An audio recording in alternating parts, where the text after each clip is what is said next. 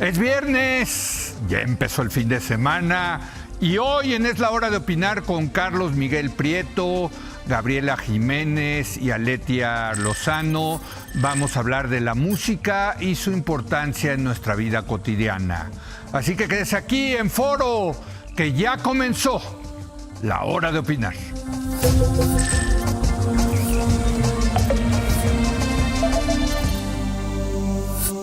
Muy buenas noches. Desde pequeños la música siempre nos acompaña del día a día.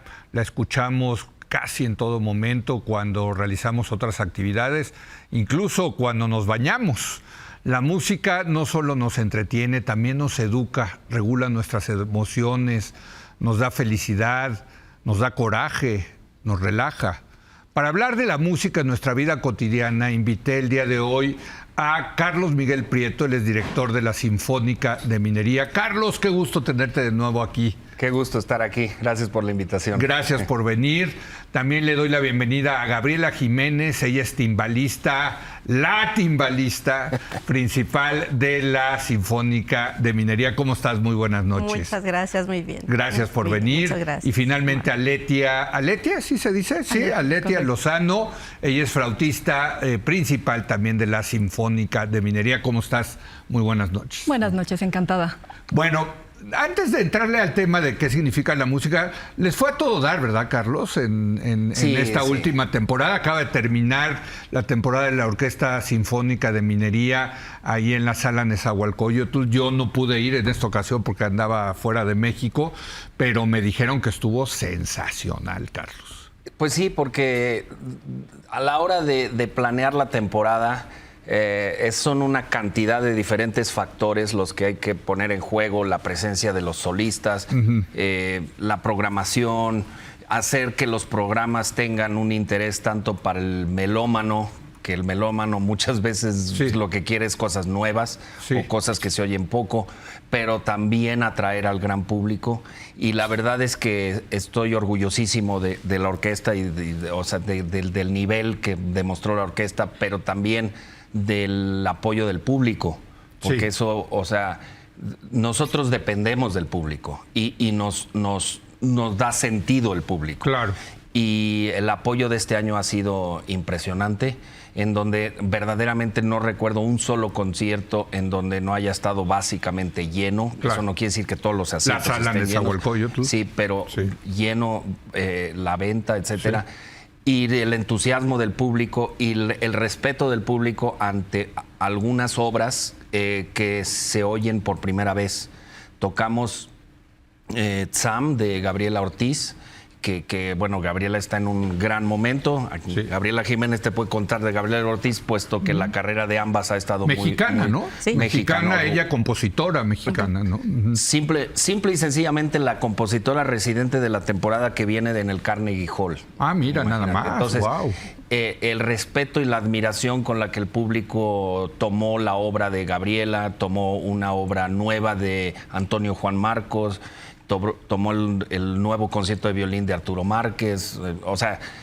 Esas son las cosas que yo valoro muchísimo. Claro. Porque no me sorprende que la gente se emocione con Carmina Burana, ¿no? Que es la gala. Claro, ahí si no se emociona es que... Sí, ya cerremos la sinfónica. Sí, pero las obras que los músicos sabemos son más complejas y que además para nosotros nos retan de una forma, digamos que por encima de lo normal: Séptima de Mahler, Zaratustra de Strauss, Concierto de Orquesta de Bartók, una serie de obras que sabemos nosotros que hay que tocar a gran nivel.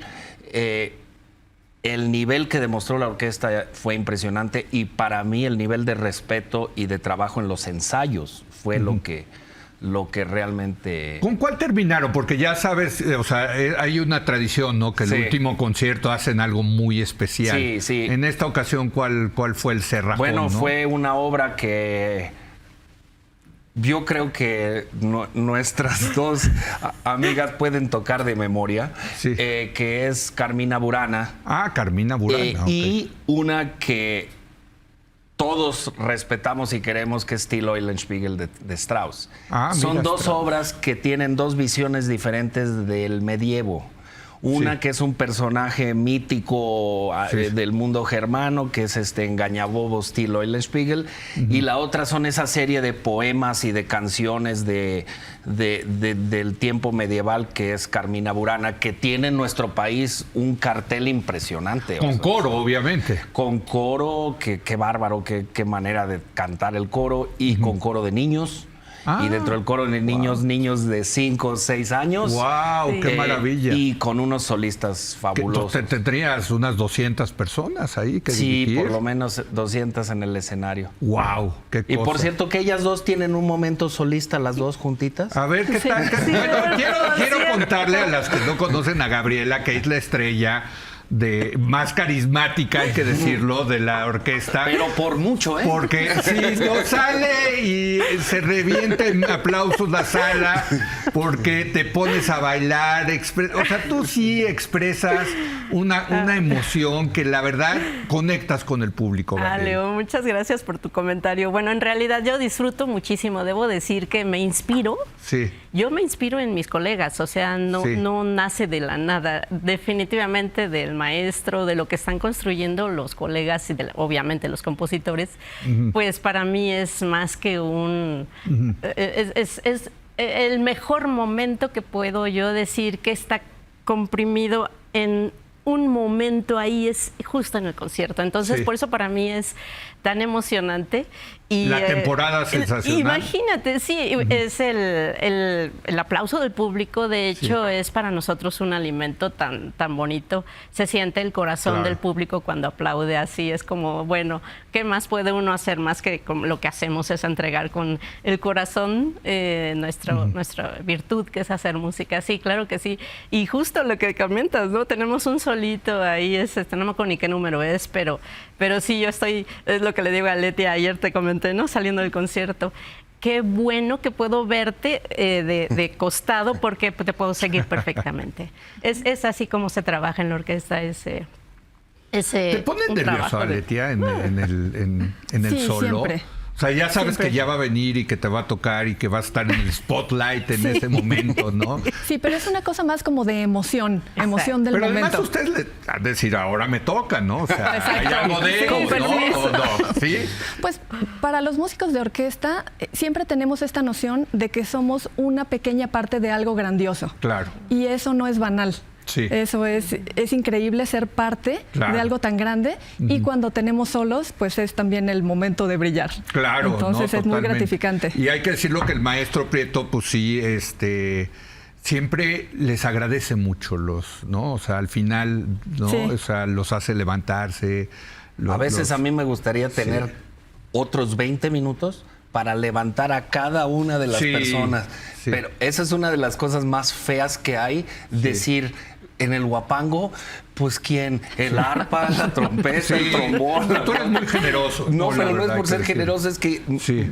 la batuta no hace un más mínimo ruido, ¿me Sí, explico? sí. Y no desafina, y es un poco engañoso pensar que yo estoy haciendo el trabajo, ¿me explico? Claro. O sea, como sabe perfectamente el público y como saben ellas, hay momentos en donde para el 90% de la orquesta un pasaje puede ser difícil, pero de repente la flauta en la tercera de Beethoven, que tocó Aletia espectacularmente qué en maravilla. Vail, Colorado, pues, tiene un solo ahí en donde yo digo, ay, nanita, yo qué sentiría si tocara flauta, ¿no? Porque ese además es bastante conocido y lo tocaste espléndidamente, por cierto. ¿Cuál es el solo que más te gusta a ti? De todos, así El solo más emblemático para los flautistas también es mi favorito, el Daphnis, de Ravel, Daphnis y Chloe. de Ravel. qué bonito. Sí, es una precioso, maravilla. Precioso. ¿Y en los timbales? Esa pregunta siempre me hacen y Ajá. yo digo, el que estoy tocando es mi favorito. ¡Qué bonito! Definitivamente. A Carlos no le voy a preguntar porque no hay solo de director. No, pero lo que dice Gaby tiene razón, porque es que un timbalista, una timbalista, podría perfectamente decir, bueno, A mí me gustan las piezas en donde el protagonista soy yo, ¿no? Sí. O sea, novena de Beethoven, en donde sí. tiene pasajes Sí. enormes ahí, tal. Pero lo difícil es, digamos, en una sinfonía como Segunda de Sibelius, que tocamos.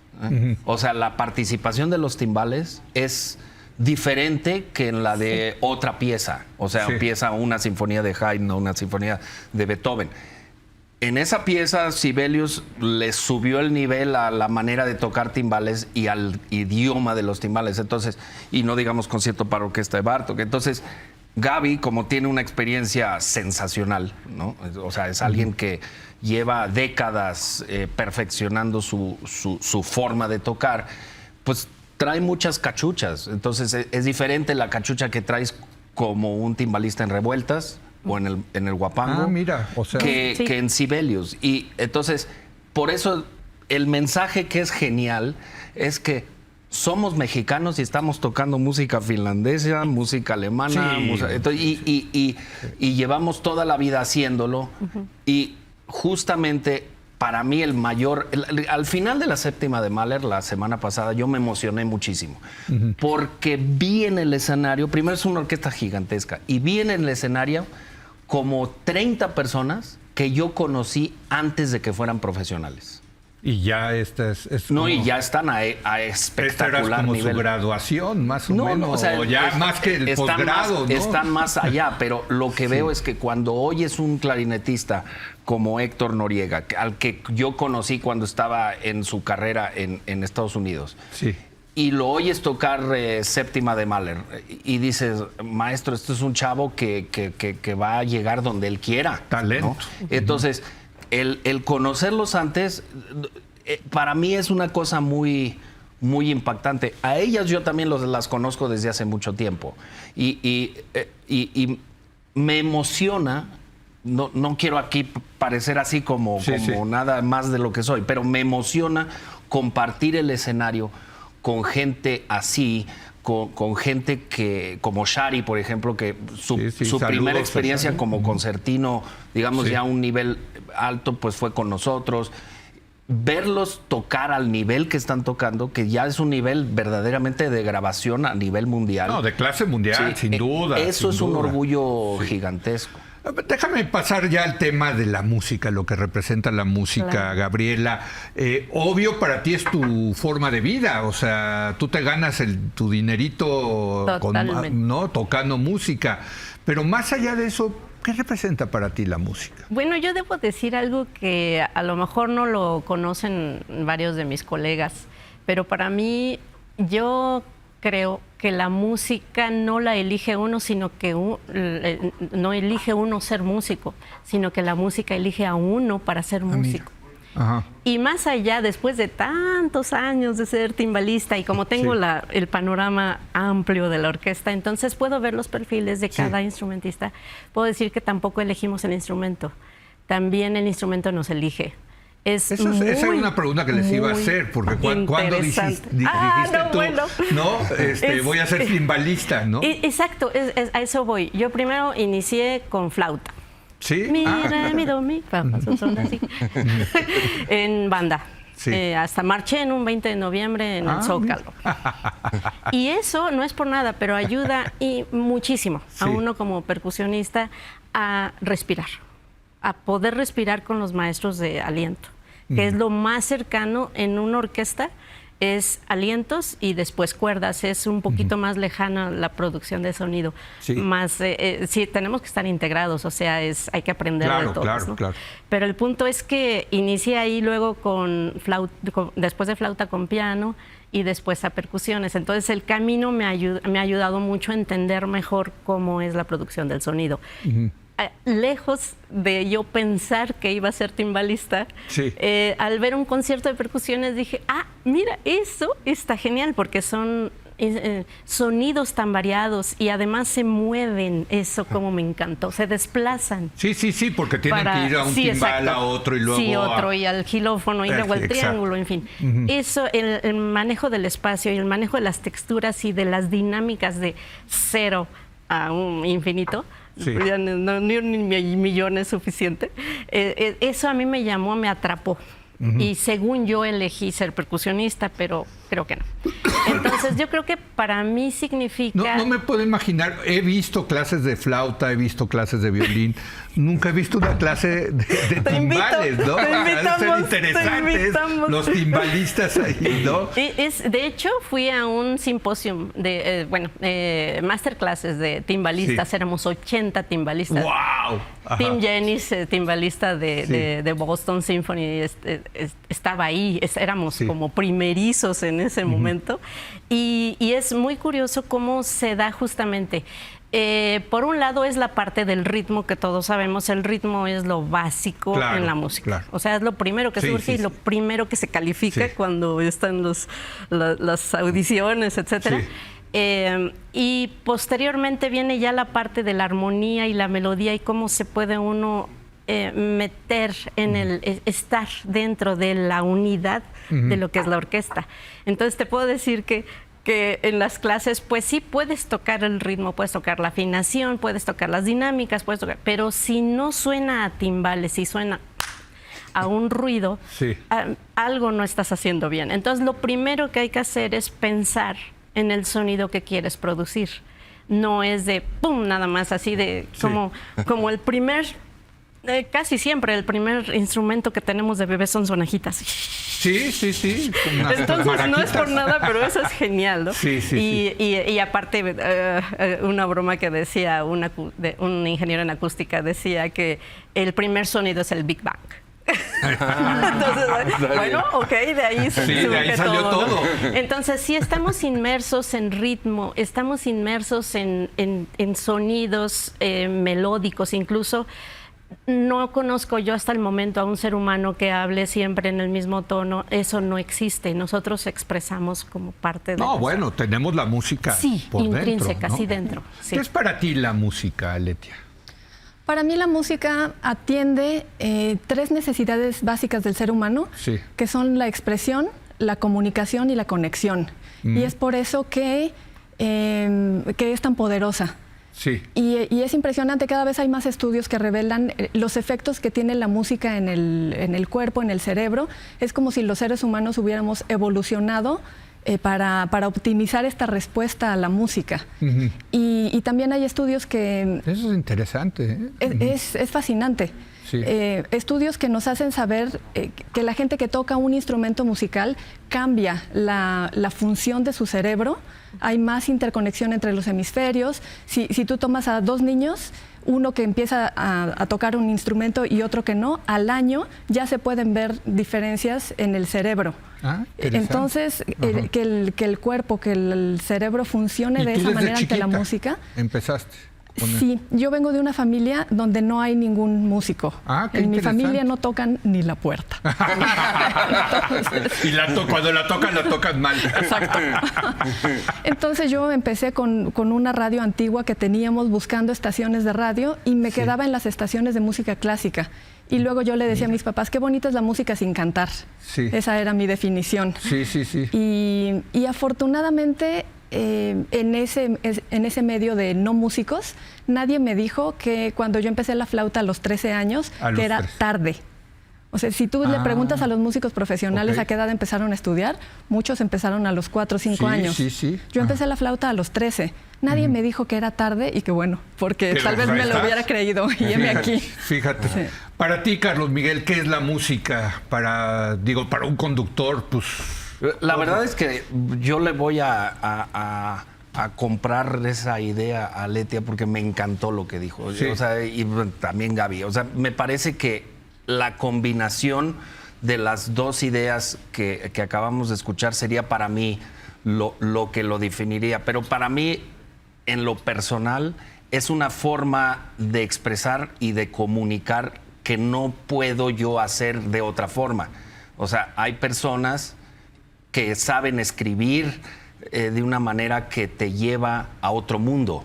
Sí. Que con una frase te abren un universo, ¿no? Totalmente. O sea, la primera frase del Quijote o la primera frase de 100 años de soledad y muchas otras, cualquier frase que agarres de Juan Rulfo, te llevan a un mundo el cual yo no soy capaz de llevar a nadie con esas palabras.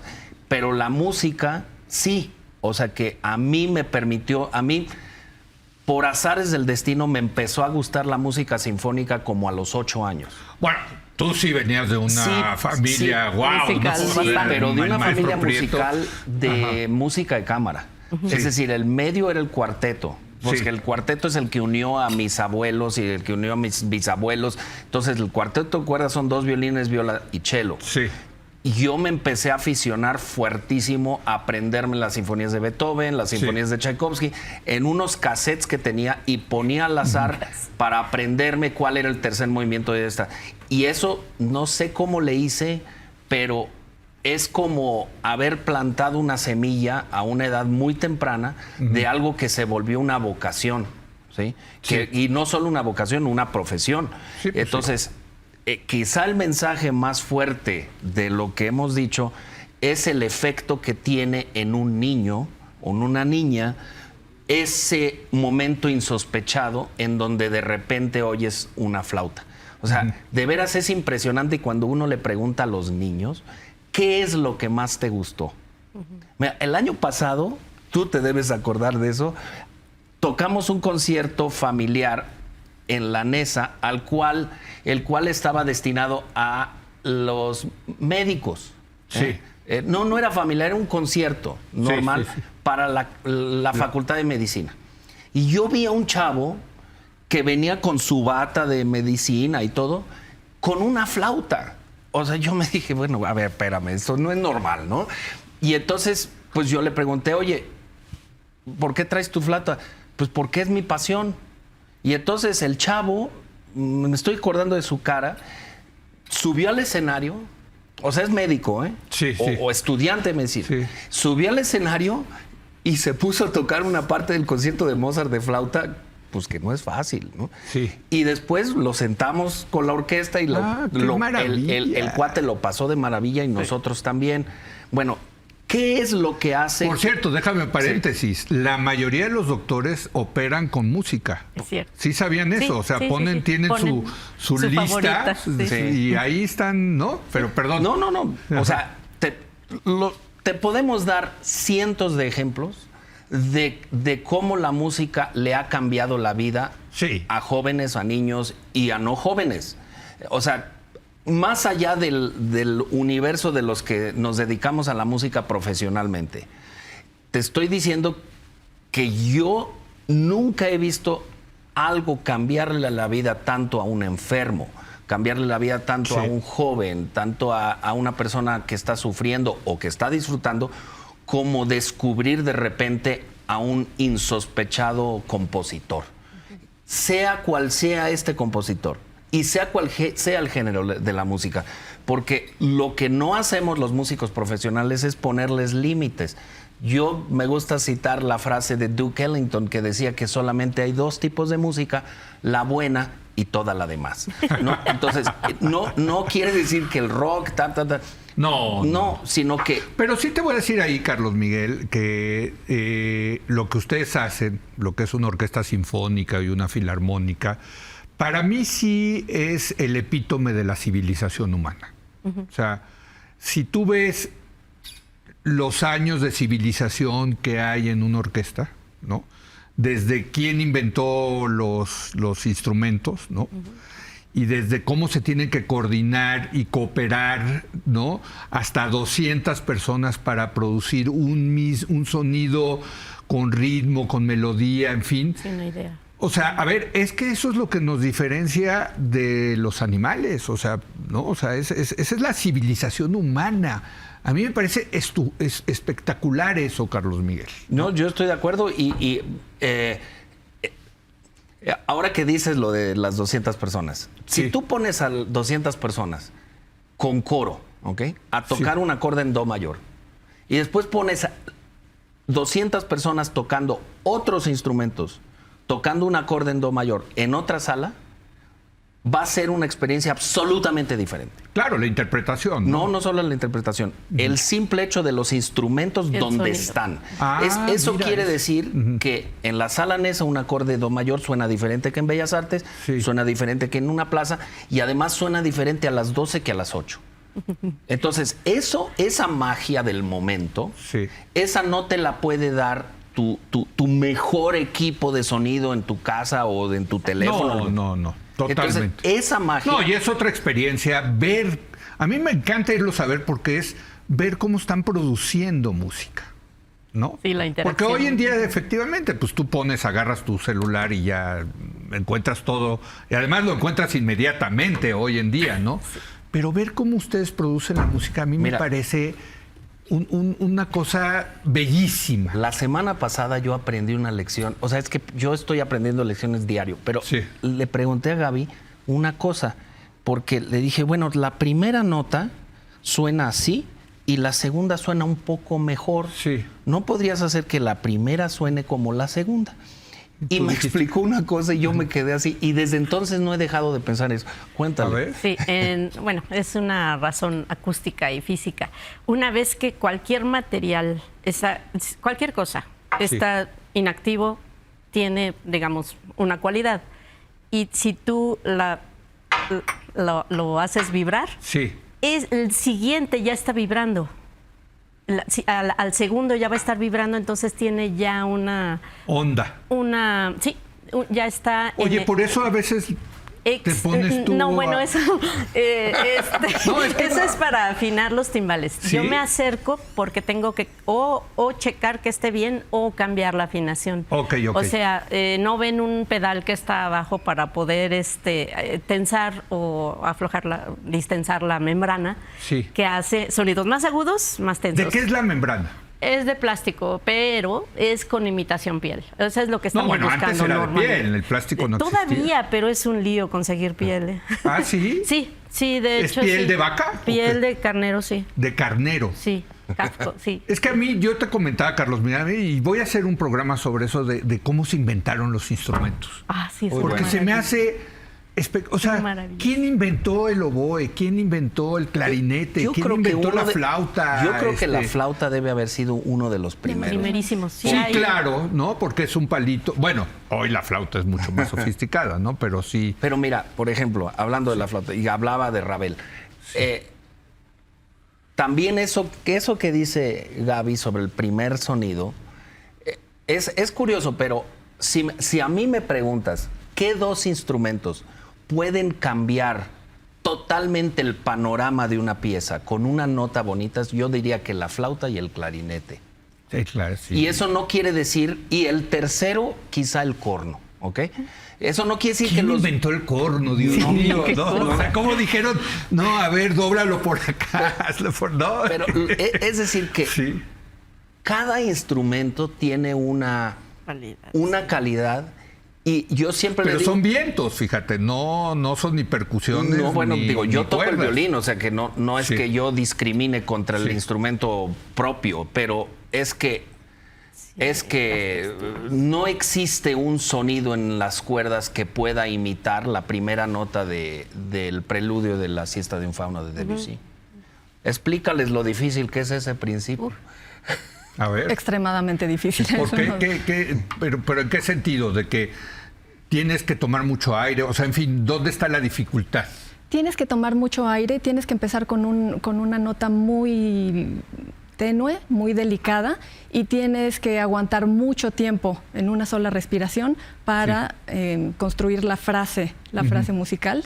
Y es uno de los pasajes más difíciles para los flautistas. O sea, ¿a veces no le llegas? Depende de muchas cosas. Y la altura es una de ellas. En la Ciudad de México entonces debe ser más difícil es más tocar, difícil, ¿no? Totalmente, sí. Eso, y también, fíjate, nunca lo había pensado para los vientos, ¿no? Sí. Que Y también, sí, a nivel del mar pues tienes mucho más oxígeno, ¿no? Exacto. Y también depende del tamaño del flautista. Sí. O sea, una persona más alta, más grande, tiene unos pulmones de mayor capacidad. Entonces hay que trabajar con lo que uno tiene y hay que desarrollar también las habilidades. ¿Hay un talento natural para ser flautista? O sea, que dices, bueno, por ejemplo, sabemos que las sopranos o los tenores tienen que tener lo que ellos llaman la caja, ¿no? Hay también, digamos, una cosa física yo creo que no, ¿verdad? Cualquiera puede tocar la flauta, me parece.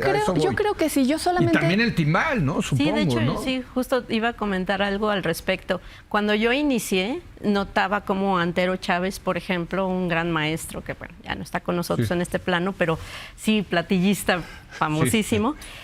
Hacía así en una conga y sonaba ¡boom! Sí.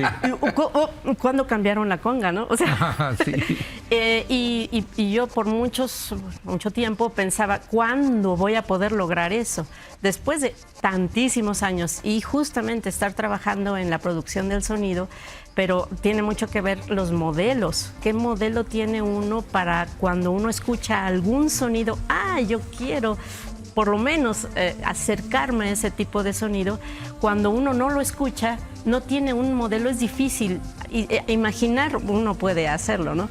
Pero cuando tienes un modelo, para mí fue, por ejemplo, en timbales Don Campato, el timbalista de Metropolitan Opera, que sonaba ¡wom! Los timbales, y eso es lo que yo quiero sacar. Tú también tienes, digamos, algunos timbales. Ejemplos, ¿no? O sea, que quieres ¿De flautistas imitar? que admiro? Sí, totalmente. Sí. Jasmine Choi, Emanuel Paut, o sea, los flautistas famosos de Filarmónica de Berlín, en fin. Sí, siempre. Bueno, tengo que hacer una breve pausa. Está buenísima esta. Qué rico es regresar de vacaciones y tener una mesa así, de verdad. Uno lo disfruta mucho. Espero que la audiencia también, pero regresamos en un momento más.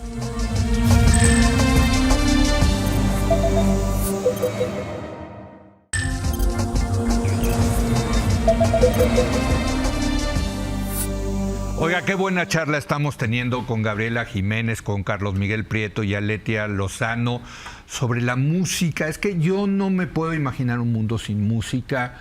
Realmente, yo soy de los que a veces digo, voy a ir a escuchar música, o sea, ¿no? Y a veces me ven raro, sobre todo mis hijos, como esto, ¿no?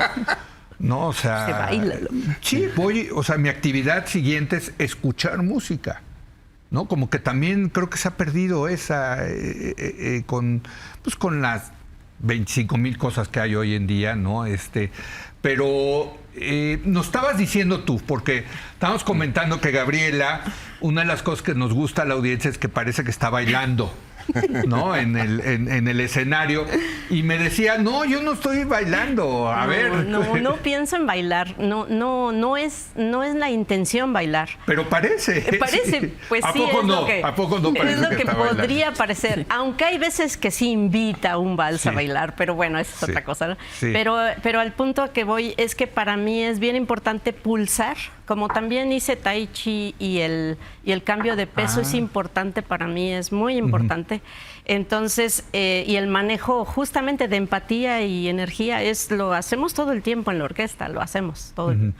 Pero hay momentos que sí dudo un poco del tiempo, el pulso, porque es tantas personas haciendo lo mismo que llega el momento en que no sé exactamente el momento en que yo voy a tocar. Entonces me ayudo pulsando. Y eso es genial para mí. Aquí está. Es como generalizarlo a un solo momento. Y eso es para mí pulsar, pulso izquierda, derecha. Y la gente ve baile. Eso es algo muy curioso. Sí, pero yo no estoy pensando en bailar. Sí. Bueno, no es la intención. No, pero me ayuda. Te sale a todo dar, la verdad. ¿Sabes que hay gente, mucha gente, que compra los lugares de esa esquina ahí y que ahí están, y yo, o sea, como yo lo que veo es el público y que están así, y hay un señor que trae binoculares que se sienta en la tercera fila del coro. Yo digo, ¿qué estará viendo con los binoculares? O sea, que ya es muy cercano, y después, sobre todo los domingos que yo llego a felicitar a la sección de percusiones o a cualquier otra, veo que ahí hay toda una familia de gente que está analizando. Ya tienes tus fans, no, entonces. Bueno, o sea, es impactante. Y esa conexión con el público es una parte muy importante para nosotros, o sea, para cualquier orquesta. Pero, es decir, Un flautista no empieza la siesta de un fauno para darse gusto nada más, ¿no? O sea, yo me imagino que están pensando en lanzar el sonido hasta la última fila, etcétera, etcétera. Y esa conexión, mira, te voy a dar un ejemplo rarísimo que me pasó con Carmina. Y siempre me pasa. Yo no estoy viendo al público atrás de mí. No lo estoy viendo y es más, ni lo oigo. Sí. O sea, oigo los celulares cuando en los silencios. Y veo que te enojan no, de una no me enojan manera. porque sí molesta porque no, dices, claro, no, es una falta de respeto enorme, pero bueno. Por ejemplo, en Carmina, hay un momento donde los niños empiezan a cantar. Bueno, yo siento un relajamiento colectivo en el público que no es un movimiento, no es un sonido, no me preguntes cómo se siente, pero la aparición de los niños, o sea, que ahí llevan sentaditos, sin hacer ruido, cuando empiezan a cantar, la gente de repente se siente diferente y de ahí al final hay una conexión impresionante, ¿sí? O sea que hay mucho misterio en la música. Es que, fíjate, eso es interesante, porque en un concierto, digamos, Aletia, de Paul McCartney, pues Paul McCartney puede sentir cómo está el público, cómo están cantando sus canciones, cómo le gritan entre ustedes, pues salvo los aplausos al final ¿cómo se llama?, de la pieza, pues no están recibiendo una retroalimentación, aunque dice Carlos Miguel que sí sientes la vibra del público. ¿Cómo? Sí. Pareciera que no, pero se siente de varias maneras y una de ellas también es una cosa acústica. No es lo mismo cómo suena una sala vacía que cómo suena una sala con público. Claro. El sonido de todos los instrumentos viaja en la distancia, en el espacio, y se amalgama. Sí. Y es por eso que también en las salas de conciertos se escucha un poquito diferente en localizaciones diferentes, en el primer piso, en el segundo piso, porque el cómo se conjuntan las vibraciones de los instrumentos va cambiando. Pero tú estás sintiendo la vibra de sí, se de siente la vibra del público. Sí, sí se ¿Y siente. te ha tocado que digas, hijo, está fría la audiencia, qué horror?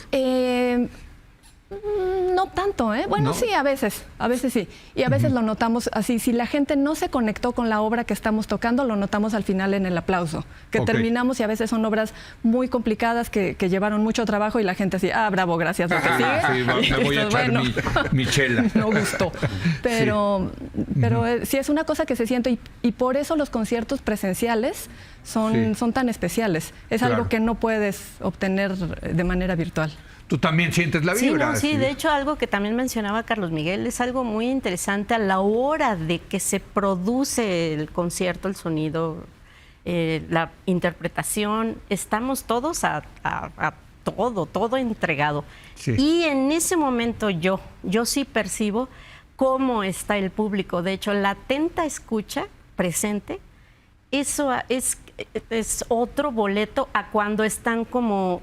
vine a que me pusieran palomita en el colegio o algo, ¿no? Es algo muy diferente, totalmente diferente. Se siente la atención del público. Ahora, ustedes ya tienen su público, Gabriel. Pero no, sí, lo que pasa es que también el público se recrea con las presentaciones. O sea, nos creamos y recreamos nosotros mismos como intérpretes y se incluye el público, se convierte también en creador. A mí me han dicho varias veces, yo me sentí tocando los timbales y yo, te ahorraste 10 años en el conservatorio.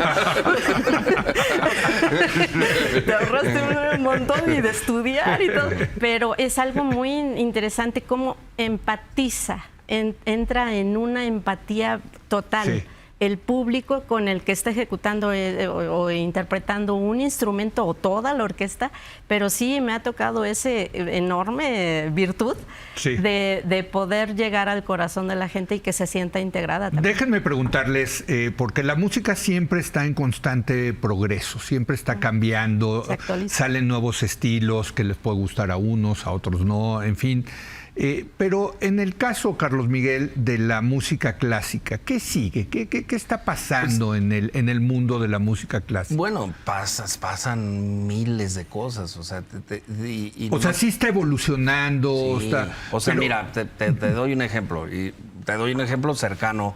Hablamos de Gabriela Ortiz, ¿no? O sea, que es alguien que hoy, porque Vamos a invitarla, por cierto, Sí. le digo aquí a David que va a tome salir notas. una historia sobre ella en el New York Times. Ah, mira. Ajá. Y pues como yo he trabajado tanto con ella, me preguntaron, me hicieron una entrevista y hoy mismo el periodista, se ve que ya casi va a sacar la historia, me dice, solo se me olvidó cuándo es la primera vez que trabajaste con ella.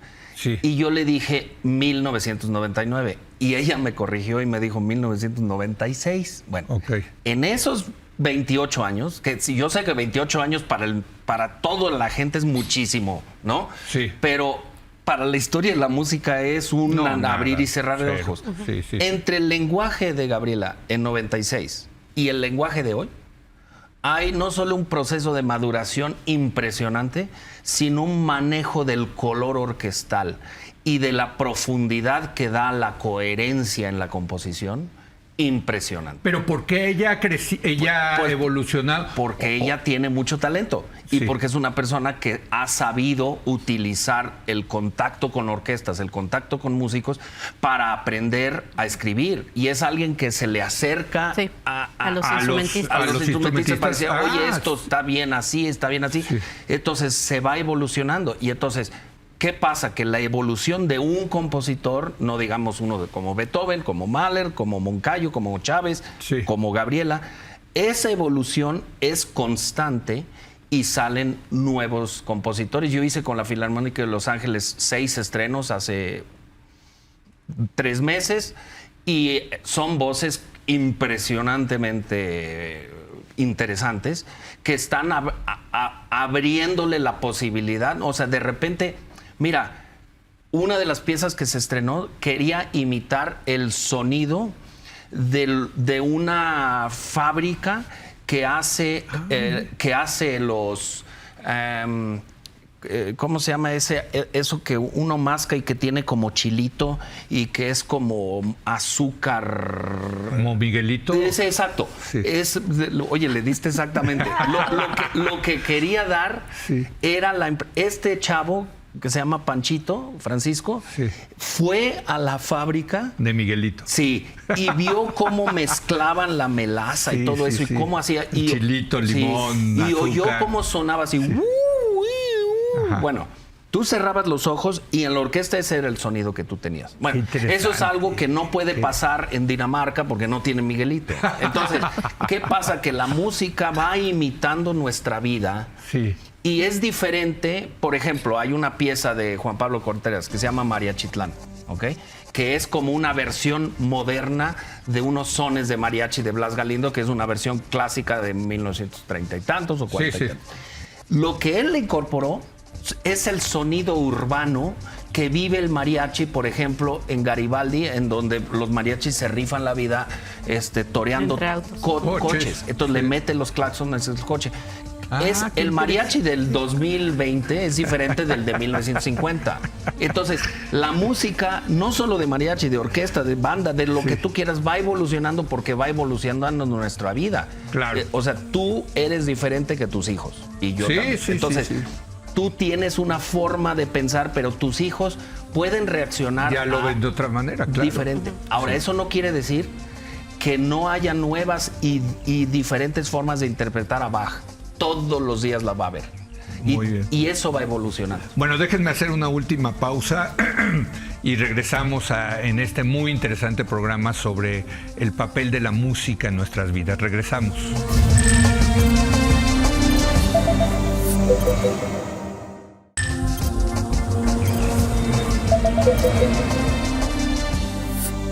Bueno, vamos a terminar esta extraordinaria, maravillosa mesa sobre el papel de la música en nuestras vidas con Carlos Miguel Prieto, Aletia Lozano, Gabriela Jiménez.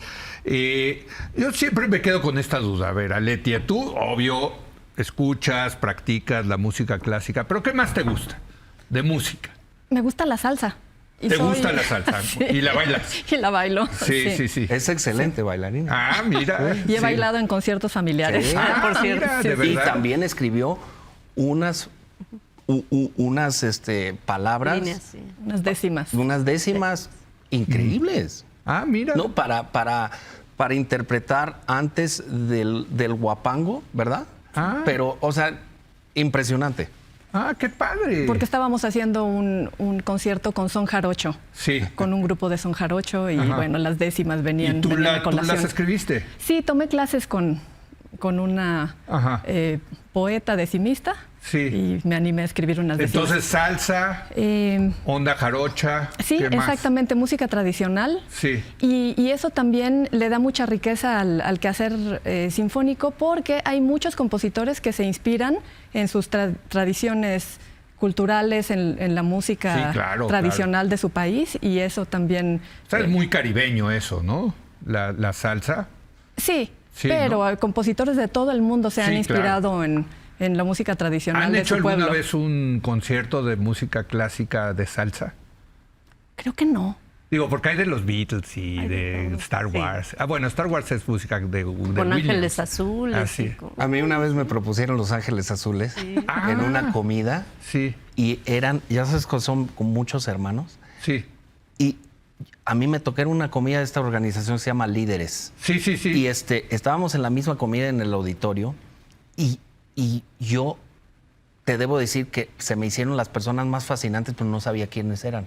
Y entonces me dice uno de ellos, oye, llevamos platicando, pero creemos que tú no sabes quiénes somos.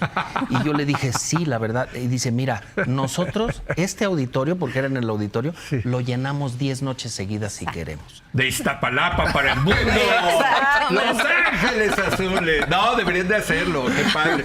Tú, Gabriela, ¿qué te gusta escuchar? Bueno, a mí me además? gustan varias cosas, por ejemplo el jazz, pero más jazz, que sí. más que incluso que la música clásica me gusta el silencio. Bueno, el que quisiéramos, en realidad no tenemos silencio, los seres humanos no vivimos nunca, no hay posibilidad de tener Pero sí silencio puedes absoluto. llegar casi, ¿no? Yo al vivo en el silencio. bosque, de hecho, y me encanta el sonido de la naturaleza, que es Sí. ese silencio activo. Pero sí te puedes meter como en una cámara. Yo alguna vez me propusieron una cámara donde no se veía nada y no se escuchaba nada. Ya John Cage ya hizo, ¿no? Ya, Ya sí. hizo el Y sí es raro, el ¿eh? ejercicio Sí. y resulta que no puedes no escuchar nada, sino que llega un momento en que escuchas tu propia Respiración, presión claro, sanguínea, claro. en Sí. fin. No Sí, hay sí, sí. posibilidad de estar en silencio total, pero se acerca bastante. Sí. Entonces yo procuro, me encanta el silencio y creo yo... Como para meditar. Bueno, más que meditar es como el inicio. El Sí. inicio de todo es como un terreno Sí. tranquilo, Sí, sí, inmóvil, por así decirlo, para poder edificar una Oye, pero el construcción. jazz es una cosa. Para mí el silencio es como... Sí, no, el jazz es genial. Me Sí. encanta el jazz. Sí, Y más Pacho Flores y Oye, bueno, Pacho, le mandamos no, saludos bueno. a Pacho. Sí, ¿no? Pacho. Oye, Y ¿no esa, salió en Paquito. esta temporada, Sí, Pacho? sí, vino. Sí. Digo, porque yo fui a la pasada y también. No, sí. También. hizo sus travesuras. No, Sí. bueno, es que qué manera de tocar la trompeta, qué bárbaro, qué cosa. Es ¿no? muy creativo y Sí. justamente el punto es ese, que el ser humano es creativo por naturaleza. Claro. No hay posibilidad de no ser creativo. Todo el tiempo el cerebro está dándole a Sí, el cerebro está a la todo el ratita. tiempo. Sí. Y eso es algo que es de todo mundo. O sea, no Claro. es que uno pueda y otro no. Eso es natural en el ser humano, es normal. Y entonces puedo yo decir, creo yo, que uno construye el sonido, me puedo imaginar sonidos y eso es lo que me encanta del silencio, poder de ahí iniciar la Es que de ahí creación. es el inicio, Sí, tienes toda exacto. la razón, ¿no? Ahí empieza.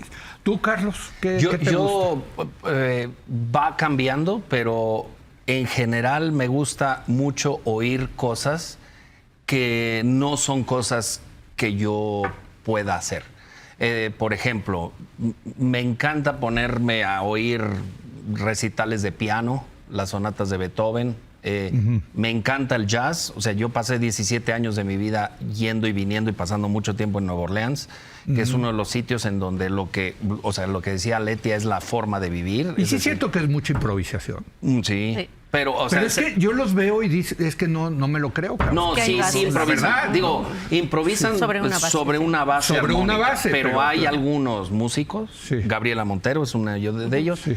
que la base armónica va cambiando. Y ahí es donde ves la genialidad del cerebro humano.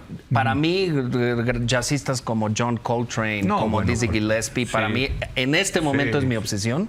Sí. Otra cosa que me gusta mucho es oír ópera de Wagner, por ejemplo, que no quiere decir que no la podría hacer, pero no es parte de mi vida, entonces me gusta. Pero así, si me preguntas qué es lo que ahorita me está obsesionando, me he aficionado muchísimo a escuchar audiolibros o narraciones o obras de teatro con voces de grandes personas que tienen la capacidad de hacerte soñar.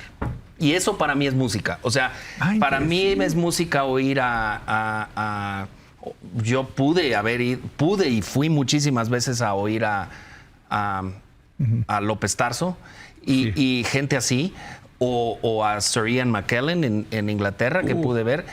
Y es gente que utilizaba la voz de una forma tan musical que ahora se ha vuelto una cosa muy interesante tener gente así leyendo libros. Sí, es correcto. Y para mí es otra forma de leer, en donde es muy musical y cada vez me gustan más las palabras. Sí. Por ejemplo, hay una lectura de Nicolás Guillén, el poeta que escribió Sensemayá, y Revueltas escribió Sensemayá, una obra que conocemos muy bien. Milanés tiene De qué callada manera, que es un poema de él, ¿no? Pero hay una lectura del mismo Nicolás Guillén, de Sensemayá, que ya te está diciendo lo que quiere decir y cómo lo quiere decir, y cómo la música, y cómo Revueltas se interpreta esa pieza, ese poema, es una genialidad. Entonces, estoy un poco obsesionado con la conexión entre el lenguaje y la música. Qué interesante, qué interesante. Ninguno mencionó el rock, ¿eh? Bueno, es que ese es intrínseco. Sí, exacto. Ya, rockeamos todos los sábados y domingos, días festivos. No, es que el rock es todo un fenómeno también, ¿no? En fin, ni se digan los boleros. ¿Y tú qué opinas del reggaetón, por cierto? Fíjate que lo he tratado de entender, no me acaba de convencer, ¿no? Ajá. Pero, por ejemplo, vino Bad Bunny a México y fui con mi hija a verlo, con toda la intención de, ¿no? Porque antes, pues cuando salieron los Beatles, los papás decían, ay, qué horror de música, qué la decadencia, ¿no? Entonces yo dije, yo no voy a ser como esos papás que en los 60s decían que qué horrible los Beatles, voy a ver a Bad Bunny. Y me pareció, ¿sabes qué? Muy interesante. De hecho, hice un programa sobre Bad Bunny aquí en La Hora de Opinar, porque es interesante. Sabes que nunca había visto un concierto que era una fiesta. Sí, bueno. Una fiesta permanente. Total. ¿No? O sea, de principio a fin, y todos se sabían las todos se sabían las letras. Claro. ¿No? Entonces sí es un fenómeno, ¿no? Pero no me respondiste. No es así que me pongo a escuchar reggaetón, no. Prefiero a José José. Claro. Para que veas la edad. Sí. Oigan, pues muchas gracias, Aletia. Gracias, Carlos Miguel. Gracias, Gabriela. Gracias. Espero verlos la siguiente temporada, ¿no? Porque sí me dio coraje perdérmela, pero pues ahí les mandé siempre a mi embajadora, que es mi mamá, y que los admira muchísimo. Gracias. Gracias. Muchas gracias por habernos acompañado. Yo lo invito a que se quede usted con la señal de Foro.